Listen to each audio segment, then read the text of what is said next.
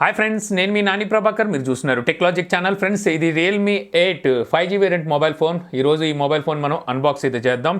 ఈ mobile phone price ఎంత అనేది నాకైతే తెలీదు. బిఫోరే నేను ఈ మొబైల్ ఫోన్ అయితే యూజ్ చేయడం స్టార్ట్ చేశాను. సో మనకి ఈ మొబైల్ అనేది ఈ రోజు అయితే లాంచ్ కాబోతుంది. ఈ మొబైల్ నా దగ్గరికి వచ్చి దగ్గర 1 వీక్ అయితే అవుతుంది. 1 వీక్ నుంచి ఈ మొబైల్ నేను టెస్ట్ కూడా అయితే చేస్తున్నాను. సో ఈ రోజు అన్బాక్సింగ్తో పాటు మీకు ఈ మొబైల్ సంబంధించిన రివ్యూ కూడా అయితే ఉంటుంది. ముందు అన్బాక్సింగ్ చూడండి, లాస్ట్లో మనం రివ్యూ గురించి అయితే మాట్లాడుకుందాం.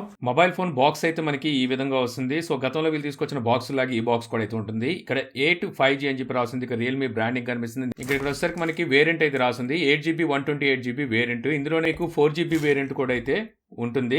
ఇక్కడ వచ్చేసరికి మరి కొన్ని స్పెసిఫికేషన్స్ అయితే ఉన్నాయి. ఇవన్నీ మనం మొబైల్ చూస్తూ కూడా అయితే మాట్లాడుకోవచ్చు. ఇక్కడ మనకి కలర్ అయితే రాస్తుంది సూపర్ సోనిక్ బ్లూ అని చెప్పేసి కలర్ అయితే ఉంది. ఇక్కడ 9 volts 2 ampere అంటే 18 watt ఫాస్ట్ ఛార్జింగ్ సపోర్ట్ అయితే ఈ మొబైల్ వస్తుంది అని చెప్పేసి ఉందన్నమాట.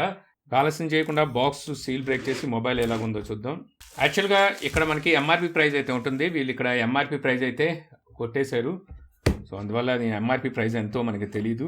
ఓపెన్ చేశాక ఇక్కడ చూడొచ్చు మరో బాక్స్ అయితే ఉంది. సో వీళ్ళు బ్యాక్ కేస్ అయితే ప్రొవైడ్ చేస్తున్నారు.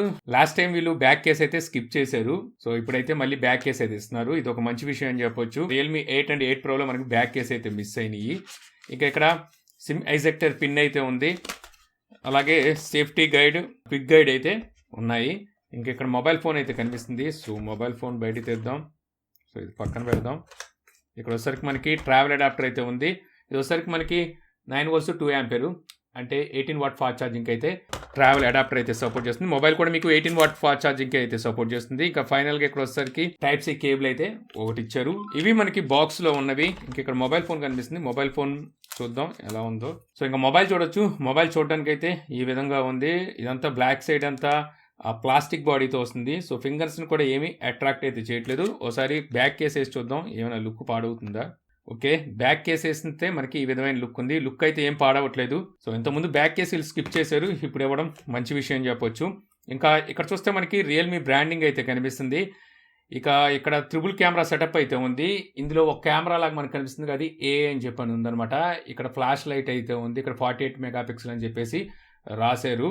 ఇంకా ఇటు పక్కన చూస్తే మనకి ఫింగర్ ప్రింట్ అయితే ఇటు పక్కన సైడ్ మౌంటెడ్ ఫింగర్ ప్రింట్తో అయితే వస్తుంది. ఇదే మనకి పవర్ బటన్ కూడా ఇదే ఫింగర్ ప్రింట్ అయితే యూజ్ అవుతుంది. చుట్టూ ఫ్రేమ్ కూడా ఇది ప్లాస్టికే, కానీ మనకి మెటల్ ఫీల్ అయితే కలుగుతుందని చెప్పొచ్చు. ఇక్కడ వచ్చరికి మనకి సెకండరీ నాయిస్ క్యాన్సిలేషన్ మైక్ లాంటిది అయితే వీళ్ళు ప్రొవైడ్ చేయట్లేదు. ఇంకా ఇక్కడ మనకి సిమ్ స్లాట్ పోర్షన్ అయితే ఉంది. ఓపెన్ చేసి చూద్దాం. సో ఇది మీకు డెడికేటెడ్ స్లాట్తోనే అయితే వస్తుంది అనమాట. మీరు చూడొచ్చు 2 సిమ్ కార్డులు, మెమరీ కార్డు మీరు అట్ ఏ టైం అయితే మొబైల్లో యూజ్ చేసుకోవచ్చు. ఇది ఒక మంచి విషయం చెప్పాలి. Volume up and down button అయితే ఇటు పక్కన అయితే ఉంది. ఇంకా బాటమ్ సైడ్ చూస్తే ఇక్కడ main speaker grill, type C port, main mic, అలాగే 3.5 ఆడియో పోర్ట్ అయితే ఇక్కడ ఉన్నాయి. ఇవి మనకి చూడడానికి అయితే ఈ విధంగా ఉంది. ఇంకా ఇక్కడ చూస్తే మీకు డిస్ప్లే అయితే కనిపిస్తుంది. సో ఆన్ చేద్దాం. సో మొబైల్ అయితే ఆన్ చేశాను. సో నేను క్విక్గా సెటప్ చేసేసి మిమ్మల్ని మెయిన్ స్క్రీన్లో అయితే కలుస్తాను. సో ఇక్కడ చూడొచ్చు మీకు మొబైల్ వచ్చేసరికి మీకు 5 GHz అయితే సపోర్ట్ చేస్తుంది. అంటే డ్యూయల్ బ్యాండ్ వైఫైకి అయితే సపోర్ట్ చేస్తుంది. ఇది ఒక మంచి విషయం చెప్పాలి. సో ఇక్కడ మీకు finger print and face unlock అడుగుతుంది. సో ఈ రెండు నేను ఇప్పుడే ఇచ్చేస్తాను. సో సెటప్ అయితే కంప్లీట్ అయిపోయింది. సెటప్ కంప్లీట్ అయిపోయిన తర్వాత మనకి మెయిన్ స్క్రీన్ అయితే ఈ విధంగా కనిపిస్తుంది అనమాట. ఇక్కడ బ్లోడ్వేర్ అయితే కొంత ఉంది. ఇక్కడ Netflix, Facebook, Amazon, Snapchat, so ఇవి మనకి బ్లోడ్వేర్ అయితే ఉన్నాయి. వద్దనుకుంటే మీరు అన్ఇన్స్టాల్ అయితే చేసుకోవచ్చు. సో అన్ఇన్స్టాల్ అయితే అయిపోయింది. ఇక అబౌట్లోకి వచ్చి చూస్తే ఇక్కడ మీరు చూడొచ్చు రియల్మీ UI 2తో Android 11తో అవుట్ ఆఫ్ బాక్స్ లభిస్తుంది. ఇది ఒక మంచి విషయం అని చెప్పొచ్చు. ఇంకా సెక్యూరిటీ ప్యాచ్ కూడా మీకు మార్చి నెల సెక్యూరిటీ ప్యాచ్ అయితే ఉంది. సో ఇది మనకి ఏప్రిల్ అయితే నడుస్తుంది అనమాట. సో సెక్యూరిటీ ప్యాచ్ కూడా మీకు అప్ టు డేట్ ఉందని చెప్పొచ్చు. స్టోరేజ్ చూస్తే మీకు అవైలబుల్ స్టోరేజ్ 111GB వరకు మీకు అవైలబుల్ స్పేస్ అయితే కనిపిస్తుంది 128GBలో. సో డిస్ప్లేలో చూస్తే సో ఇక్కడ స్క్రీన్ రీఫ్రెష్ రేట్ అనేది మీరు అడ్జస్ట్ అయితే చేసుకోవచ్చు. అంటే 90 Hz కావాలా, 60 Hz కావాలని పెట్టుకోవచ్చు. ఆటో సెలెక్ట్ పెట్టుకున్నారంటే సో మీకు కావాల్సిన టైంలో 90 Hzకి చేంజ్ అవి అలాగే 60 Hzకి అయితే వస్తుంది అనమాట. అంటే మీరు 90 frames సపోర్టెడ్ ఏమైనా గేమ్స్ ఆడుతున్నారు అనుకోండి, ఆ టైంలో వచ్చరికి ఆటోమేటిక్గా అదే 90 Hzకి అయితే వెళ్ళిపోతుంది. చూసారుగా ఫ్రెండ్స్ అన్బాక్సింగ్ వీడియో. ఇంకా ఈ మొబైల్ గురించి మాట్లాడాల్సి వస్తే డిజైన్ గురించి మాట్లాడుకుంటే డిజైన్ వచ్చేసరికి ఇది మనకి చాలా సింపుల్గా అయితే మనకి డిజైన్ అయితే ఉంటుంది అనమాట. ఇంతకుముందు వీళ్ళు తీసుకొచ్చిన మొబైల్స్తో కంపేర్ చేస్తే మనకి బ్యాక్ సైడ్ అంత గ్రేడియంట్ ఫినిషింగ్ అయితే ఉండదు, కానీ కాకపోతే మనకి గ్లాసీ ఫినిష్ రేంజ్లో అయితే మనకి ఇది కనిపిస్తుంది. అలాగే మనకి మొబైల్లో మనకి 5000 mAh బ్యాటరీ ఉన్నప్పటికీ అంత వెయిట్ అనిపించదు, చూడడానికి కొంచెం స్లిమ్గా ఉంటుంది. ఒక విధంగా చెప్పాలంటే ఒక ప్రీమియం లుక్ అయితే మాత్రం ఈ మొబైల్కి ఉందని చెప్పొచ్చు. ఇక తర్వాత మొబైల్ డిస్ప్లే గురించి మాట్లాడుకుంటే ఈ మొబైల్ డిస్ప్లే వచ్చేసరికి మనకి 6.5 inches full HD plus IPS LCD display అయితే యూజ్ చేశారు. డిస్ప్లే వచ్చేసరికి మనకి 90 Hz డిస్ప్లే రీఫ్రెష్ రేట్ కూడా అయితే ఉంటుంది. సో ఈ డిస్ప్లే మీకు IPS LCD డిస్ప్లే అయినప్పటికీ సో మీరు వీడియోస్ కనుక వాచ్ చేస్తున్నట్టయితే మీకు మంచి వైబ్రెంట్ కలర్స్లో అయితే వీడియోస్ చూడడానికి అయితే ఉంటుంది. యూట్యూబ్లో మీరు వచ్చేసరికి 4Kలో వీడియోస్ని అయితే వాచ్ చేయొచ్చు. అలాగే ఇందులో వచ్చేసరికి మనకి వైడ్ 1 L1 సపోర్ట్ కూడా అయితే ఉంది. దీనివల్ల మీరు నెట్ఫ్లిక్స్ అండ్ అమెజాన్ ప్రైమ్ లాంటి వీడియోస్ని హెచ్డీలో అయితే వాచ్ చేయొచ్చు. ఇక అలాగే ఈ డిస్ప్లే కూడా పీక్ బ్రైట్నెస్ నట్స్ 600 నట్స్ వరకు అయితే ఉంటాయి. అవుట్డోర్ లో కూడా మీకు ఈ డిస్ప్లే చక్కగా అయితే కనిపిస్తుంది. ఇక అలాగే mobile screen to body ratio చూస్తే మనకి 90.5% మనకి స్క్రీన్ టు బాడీ రేషియో అయితే ఉంటుంది. ఇక స్పీకర్ అవుట్పుట్ విషయానికి వచ్చేసరికి లౌడ్ స్పీకర్ ఓకే, మరీ ఓవర్ లౌడ్ ఉందని నేను చెప్పలేను కానీ ఓకే బాగానే ఉందని చెప్పొచ్చు. ఇంకా ఇందులో మనకి 3.5 ఆడియో పోర్ట్ కూడా అయితే ఉంది. సో ఇక్కడ నుంచి మీ దగ్గర ఉన్న any wired ear phones use చేసుకొని చక్కగా ఆడియోని అయితే ఎంజాయ్ చేయొచ్చు. ఇందులో వీళ్ళు ఎటువంటి డాల్బీని అయితే వీళ్ళు ప్రొవైడ్ చేయట్లేదు.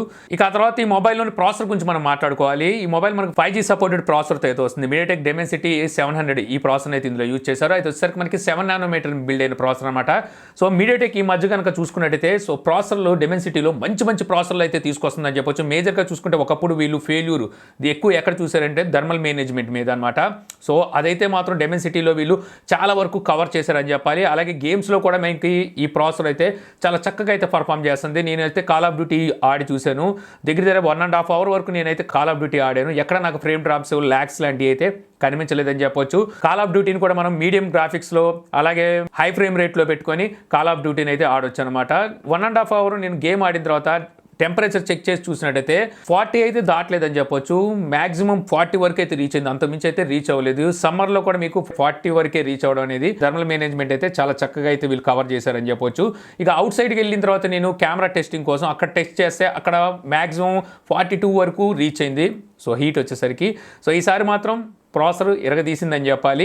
సో మీకు 5G సపోర్ట్తో అలాగే మంచి గేమింగ్ ప్రాసెసర్ కావాలి తక్కువ బడ్జెట్లో అనుకుంటే అక్కడ కూడా మీకు ఇది మంచి మొబైల్ అవుతుంది. ఇక స్టోరేజ్ అండ్ ర్యామ్ గురించి మాట్లాడుకుంటే ఇందులో స్టోరేజ్ వచ్చేసరికి సింగిల్ వేరియంట్ వస్తుంది, 128GB వేరియంట్, UFS 2.1 స్టోరేజ్ అయితే ఉంటుంది.